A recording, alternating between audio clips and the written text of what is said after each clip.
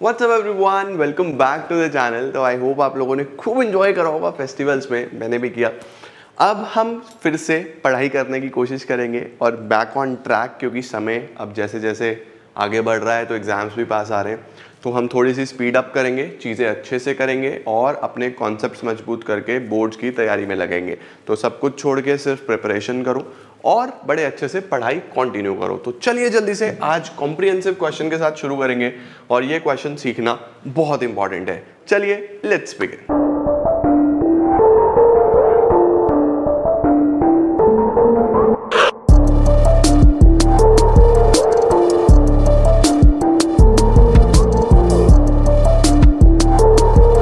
अब comprehensive question होता क्या है?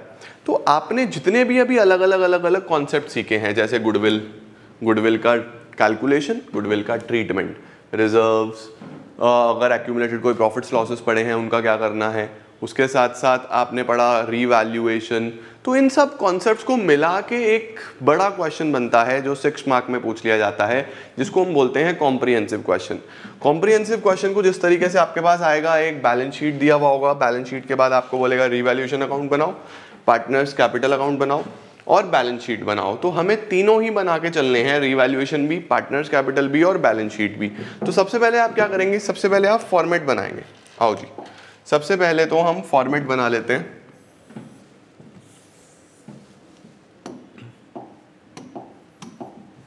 कि ये हो गया हमारा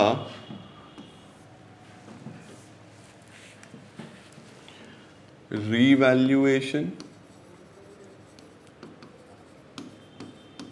पर्टिकुलर्स अमाउंट लिख लेना ऊपर, ठीक है। कैपिटल अकाउंट्स बना लेते हैं, 3 पार्टनर्स हैं, ए बी सी, और फिर हम बैलेंस शीट बना लेते हैं।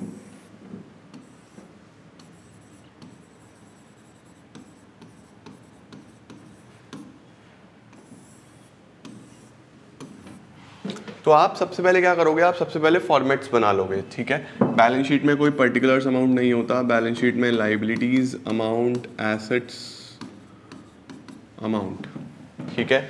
और हमारे पास पार्टनर्स कौन कौन हैं? पार्टनर्स हैं अशोक, भीम और चेतन।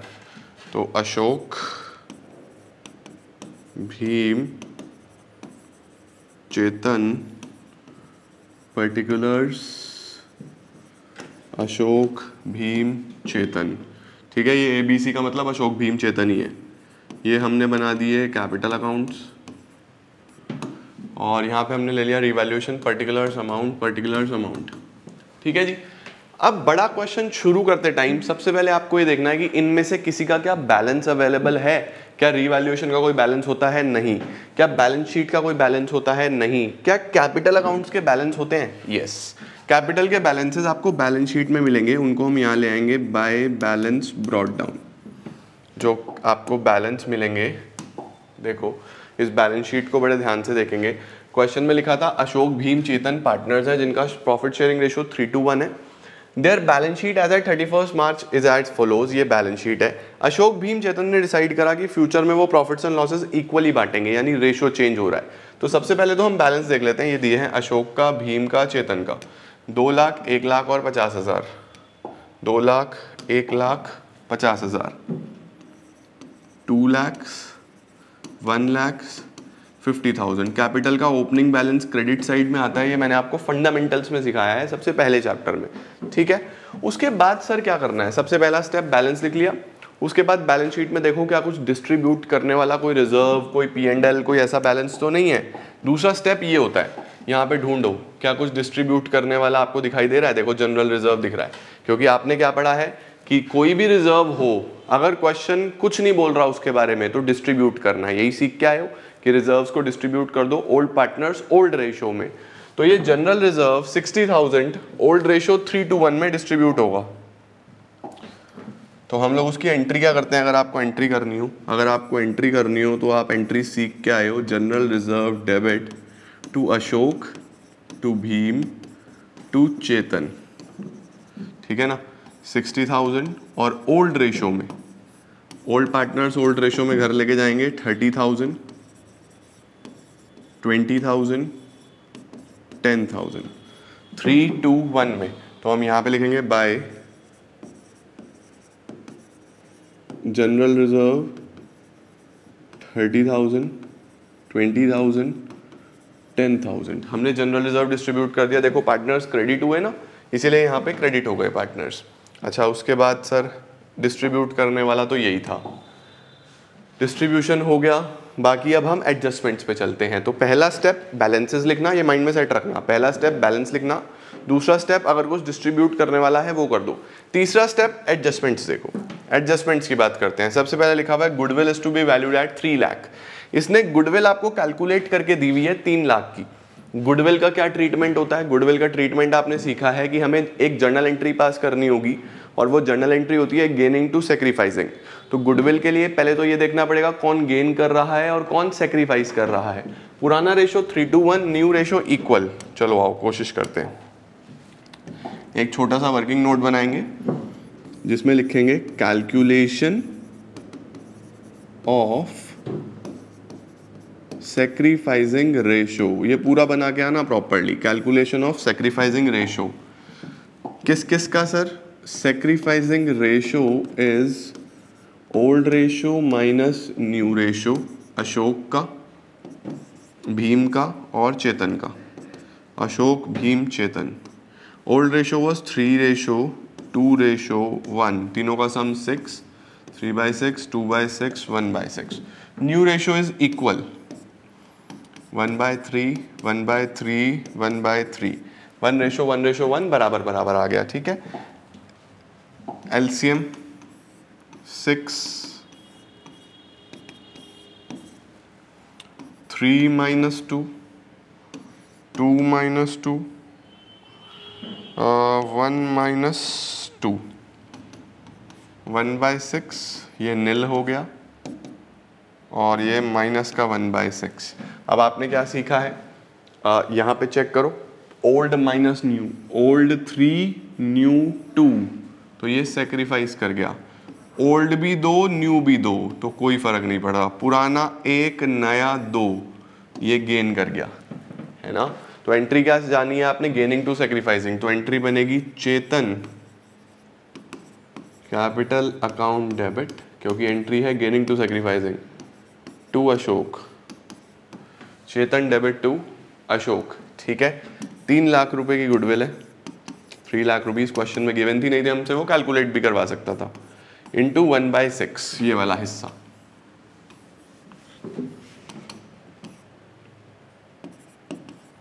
₹50,000 की गुडविल की एंट्री आ जाएगी। सर इसकी पोस्टिंग बिल्कुल करेंगे। चेतन के डेबिट में, अशोक के क्रेडिट में। देखो चेतन के डेबिट में, अशोक के क्रेडिट में। तो चेतन के तो डेबिट में, चेतन के डेबिट में, अशोक के क्रेडिट में, अशोक के क्रेडिट में। अशोक के कहाँ से आया ये पैसा? चेतन से। चेतन से कहाँ गया ये पैसा? अशोक के पास। तो चेतन के डेबिट में लिख दिया, अशोक के क्रेडिट में लिख दिया। Simple ledger posting. अगर आपको लेजर पोस्टिंग नहीं आता तो बस बेसिक सा कैलकुलेशन करके चेतन का डेबिट, अशोक का क्रेडिट, नाम सामने वाला। चेतन के डेबिट में, अशोक के क्रेडिट में, नाम सामने वाला लिखा है। ठीक है। Goodwill sorted. चलो गुडविल का काम हो गया सर। उसके बाद लिखा हुआ है land and building, land to be revalued at 160। Land थी 1 लाख की, अब इसको 160 कर दो। ठीक है। 1 लाख से 160 कर दो, तो जो नया बैलेंस शीट में अब लैंड आएगा वो आएगा 1,60,000। ठीक है। 1,60,000। कितना वैल्यू बढ़ गया सर? 60,000 बढ़ गया। 60,000 बढ़ने से फायदा हुआ पार्टनर्स को, प्रॉफिट में जाएगा। तो रीवैल्यूएशन के क्रेडिट में बाय लैंड कितना बढ़ा? 60,000 रुपीज से बढ़ गया। ठीक है। एसेट बढ़ता है तो क्रेडिट साइड में लिखा जाता है। ओके। बिल्डिंग डेप्रिशिएट होनी थी। बिल्डिंग कितने की है? बिल्डिंग भी 1 लाख की है, लेकिन ये डेप्रिशिएट होनी है 6% से। ओके। बिल्डिंग 1 लाख की है, बिल्डिंग 1 लाख की है, डेप्रिशिएट होगी 6% से, यानी 6,000 से। तो वैल्यू आएगा 94,000।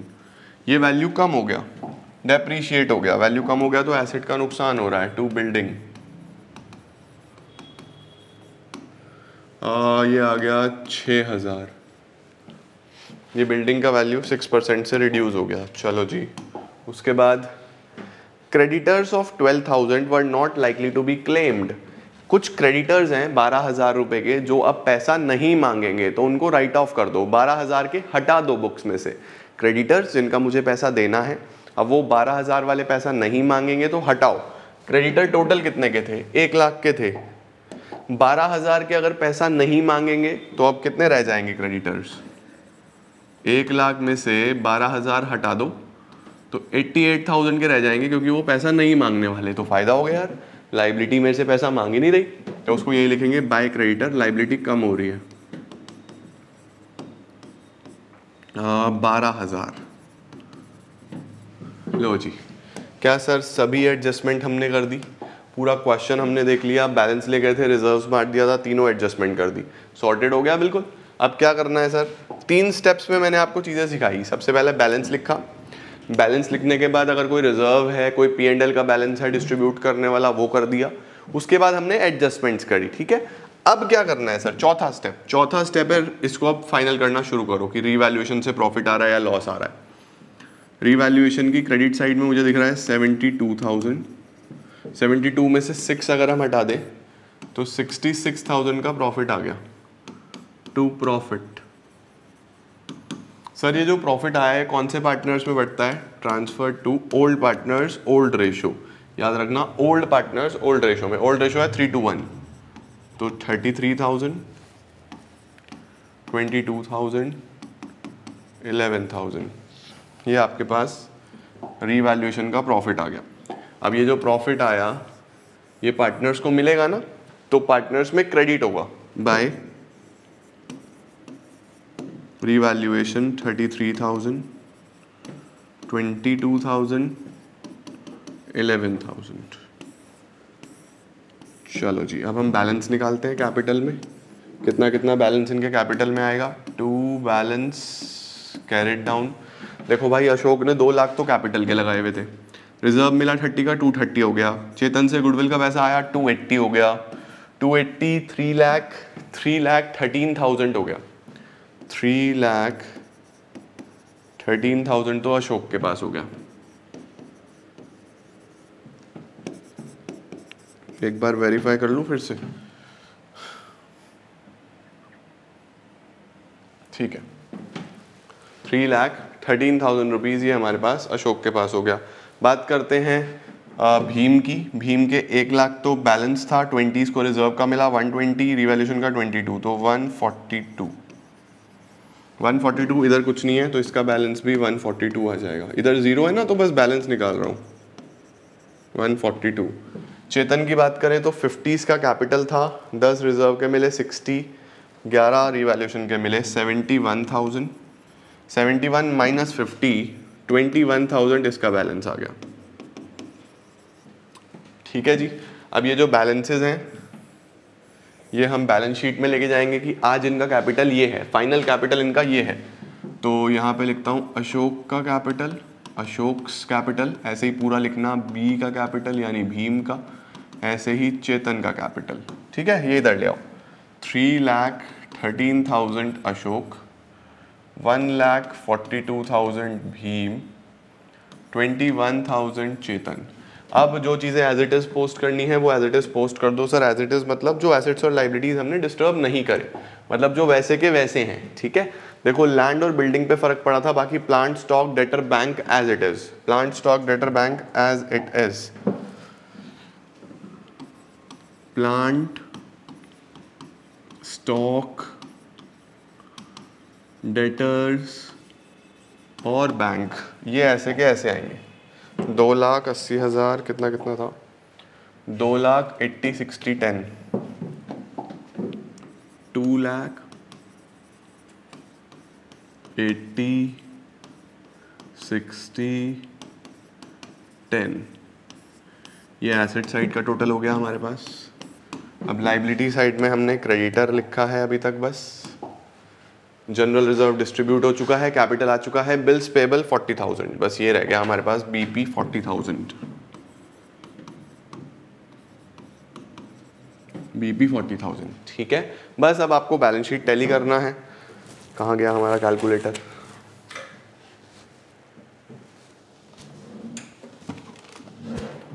मिलाने की कोशिश करते हैं। 160, 94, 2,80,000, 60,000, 10,000, इधर आ रहा है 6,04,000। अब इधर अगर देखें 88,000, 40,000, 3,13,000, 1,42,000, 21,000, 6,04,000। इस तरीके से आपका बैलेंस शीट टैली कर जाएगा और आपका पूरा क्वेश्चन सॉल्व हो जाएगा। तो आपको क्या करना है, सिंपली स्टेप्स याद रखना बच्चे। क्या स्टेप्स हैं? सबसे पहले आप बैलेंसेस लिख लो, बैलेंसेस सिर्फ कैपिटल के आएंगे। उसके बाद कुछ डिस्ट्रीब्यूशन है तो डिस्ट्रीब्यूशन कर लो, डिस्ट्रीब्यूशन के बाद फिर एडजस्टमेंट्स करो, साथ साथ आप पोस्टिंग करते चलो, आपका पूरा क्वेश्चन हो जाएगा, कुछ नहीं छूटेगा।